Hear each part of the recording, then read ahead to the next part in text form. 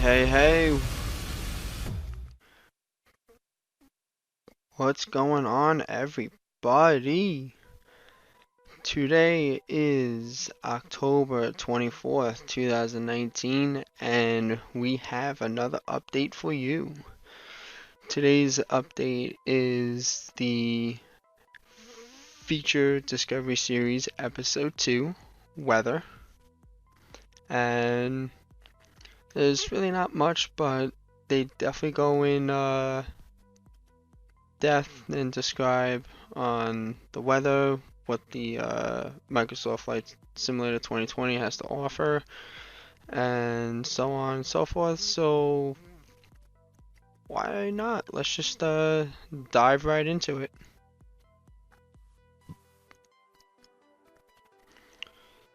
So today, October 24th, 2018, development update.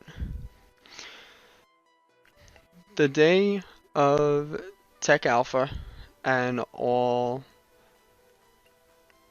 through last night, not all emails finished sending yet. So everyone hold tight. As we complete our notification process for those selected to participate in our Tech Alpha, the team would like to provide some additional information regarding participation. One of our primary goals for the build program is to get everyone interested in early build testing actually testing early builds. Two, though we have limited participation numbers in our first build release, we are actively working to scale participation numbers in the future release. If you were not selected for the participation in this round, fear not. We've automatically registered you for the next build release. So, while you may not have been selected for the participation in the first Tech Alpha, please know that we are actively working to get as many people into the testing process as quickly as possible. Episode 2 has been released. We are pleased to announce the second episode in our feature Discovery series has been released. Recently presented at the Global Preview event. Episode 2 Weather featured a detailed look at the world we fly in and the importance of this world in the next generation of Microsoft Flight Simulator. Head into the insider area to watch episode 2. Tech Alpha. October 24th. On the 4th, we will begin the process rolling out access to the Tech Alpha. So, if you are wondering when build access will be provided, it will start the 24th. October 31st, which is Halloween. Update on Tech Alpha 2 recruitment opening. So that's all what we have for right now. The next update is October 31st on Halloween. That's from the Microsoft Flight Simulator team. But they did say that the episode 2 was out, so let's go over and let's play that.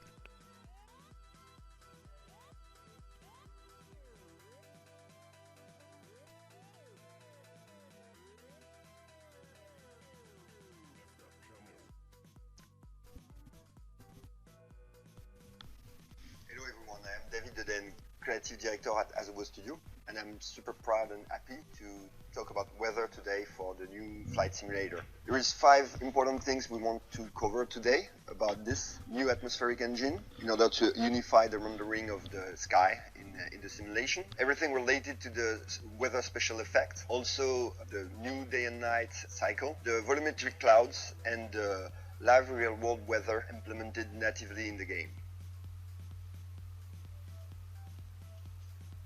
So, to start with the new atmospheric simulation, we had to completely restart from scratch this aspect of the sim, because we really wanted the lighting of the world to be as realistic as possible, and to take advantage of new techniques coming from the video game industry to make this as best and as realistic as possible. So in this case, the new scattering systems allows us to unify all the different sources of light and to render all of them all together. Typically, the sunlight, the moonlight, the starlight, the city lights, all of those things are informed by the air density, by the humidity of the air, even sometimes by the pollution. And all those different layers of atmosphere are taken in account to scatter all the photons coming from those different light sources. So the shadows have also been really improved. Now the mountain casts shadow on the clouds, the clouds cast shadow on the mountains, the clouds cast shadow on themselves, and all of those different layers of clouds cast shadow on the ground, which gives a general feeling of realism which is never seen before. So now, what about the new weather special effect? We've got now a fully volumetric 3D rain natively in the game. We also have a volumetric rainbow scattering. It's really based on what would happen in real life. If you have the right context, the right level of humidity, typically rain, and the right angle, you will see a rainbow where you would see it in real life. At the level where actually, as in real life, most of the time there is an echo to the first rainbow, and you can see it in game. You can see the echo of the first rainbow propagating in the atmosphere because it's a scattering calculation, so it works as in real life. So the rain impacts also the cockpit itself. Each water drop on the windshield is informed by the speed of the plane or the thrust of the engine. Depending of this, you will see each drop of water being stretched on the windshield, which is pretty neat. We also have a fully volumetric fog. We also have the icing, depending of the real-life parameters and context. So we will see the ice propagating on the wing, and with all the systems that allows the pilot to de-ice the wing. This clip is cool because it shows what I was talking about. You can see this cloud in the middle of the picture, which is lit directly by the sun because there is a hole in the cloud sailing, and the other clouds all around are darker. And it works also for the rain that you can see under the cloud, which is lit directly by the sun too. So you can see the nice movement of the rain. So it's a time lapse, so it has been slightly accelerated in order to demonstrate what I was talking about. Here you can see the rainbow, and if you look at it closely, you can see the echo of this rainbow behind it, again because it's really based on physical calculation.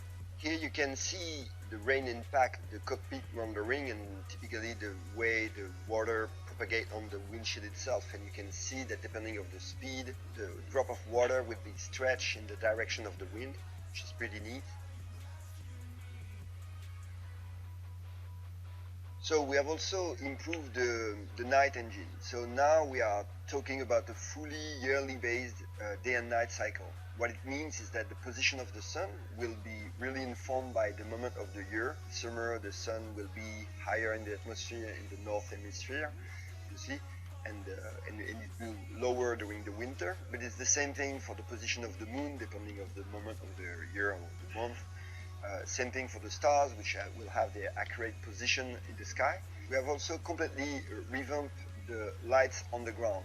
So the city lights, the road lights, the runway lights, or the airport lights in general, all those lights will also inform the rendering. You can see the clouds being lit by the city by night, and it allows, as a result, VFR navigation by night, which is pretty cool.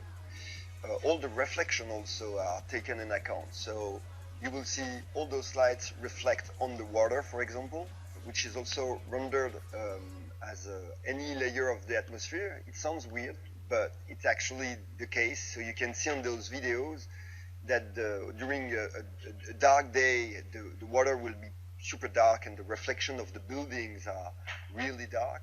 And in a bright day, you can see that suddenly, in this case, the Seattle Bay is pretty colorful, and you can see that the ocean now is at the same spot, much more blue due to the color of the sky and the reflection of the building themselves. It's much more colorful too. So now a few words about the volumetric clouds. To us, they are a little bit the star of the show because obviously they are super important during a flight. They are generated based on 32 layers from sea level to high altitude. Each of those layers are informed by fuzziness, density, cloud shape, and all those clouds can be seen from any angle. There is no billboard effect. It's truly fully volumetric. They are not only visible from any angle, they are also informed during their life by the updraft, the wind, their dissolution, their formation, that you can see if you observe them exactly like it would be in real life, informed by the real life weather. So it's really neat. Thanks to this system, we basically have a native support of all the cloud types, depending of the width of the layer or the density of the layers. We can basically display any type of clouds thanks to this system, which is super cool. And we simulated this all around the globe, and the view distance is 600 kilometers, which is really important because especially when you fly in airliners, you can see them from very far, and we still have the same level of accuracy, which is really great. In this video, we can see that even inside the cloud, the density of the cloud can evolve, and that when we go under them, you can see that the clouds cast shadow on themselves. Those two layers of clouds also cast shadow on the ground. On this one, you can see how the updraft informed the formation of this storm. As a result, now I would like to show you this video where we can see the different type of preset we've got in the game. You can change them on the fly, from clear sky to broken sky to stormy weather to rain, etc. All those presets are accessible directly from the in-game interface. So I would like to show you now something pretty cool that you haven't seen before, is the ability for the user to change seamlessly the time of the day just with this slider. It's real time, no loading, and it's really cool. Hope you enjoyed it. So now a few words about the live real world weather. Based on everything I've said so far on the weather system, the architecture of the rendering of the weather has been made in order to also be able to receive real world data and to inject those data directly in the engine to represent the real world as close as the data we actually collect all around the world. Those data are somewhere around 60 different layers everywhere in the world.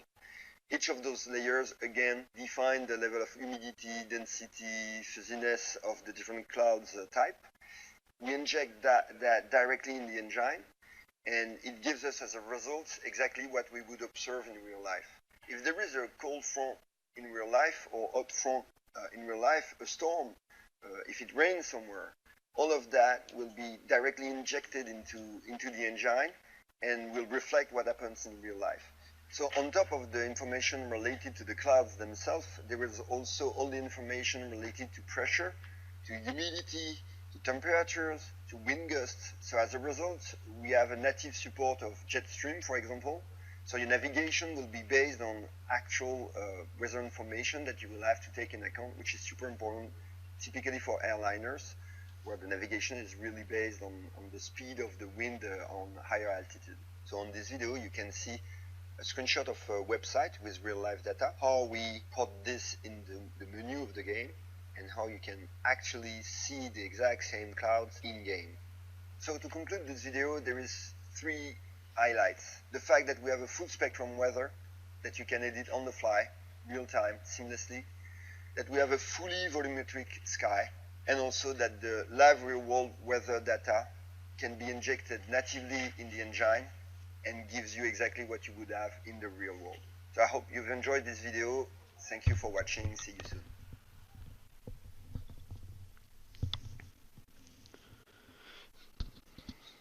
So guys, there you have it. Uh, I'm just actually speechless. Because the only thing I can say is the amount of time that they're putting into this, the consideration of making it realistic as much as possible, and to capture to those pilots that are flying on a daily basis. It's actually awesome. It's really something.